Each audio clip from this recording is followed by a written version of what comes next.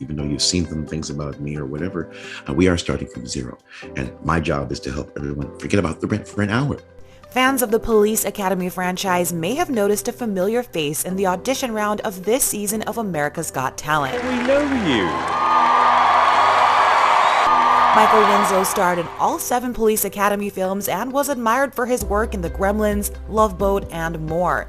But he seemingly walked away right at the peak of his career.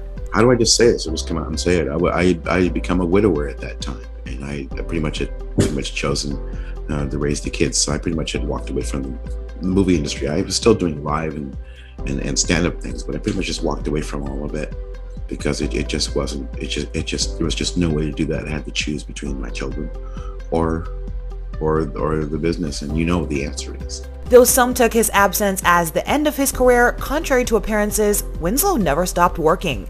Instead of television and movies, he toured the world, making appearances, doing commercials, and more. Even though I wasn't in California, I got to go to everywhere else, because travel-wise, you're there and then you're home.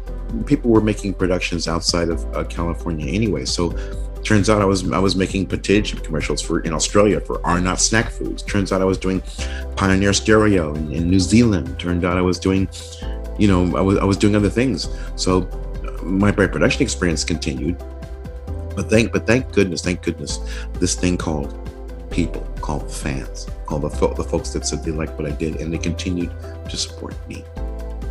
With his kids grown up and with their encouragement, Winslow decided to return to TV in his own way.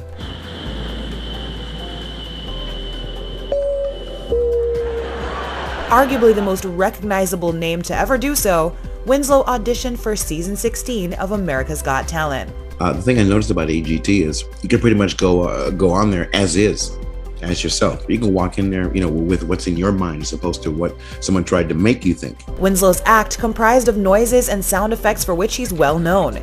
He admitted that as an Army kid, it was hard to make friends growing up, and he developed his talent as what he calls a voice instrumentalist while on his own. So I basically created my own soundtrack. Wall of sound, what you call an audio tapestry. Thank goodness, there was an outlet for that.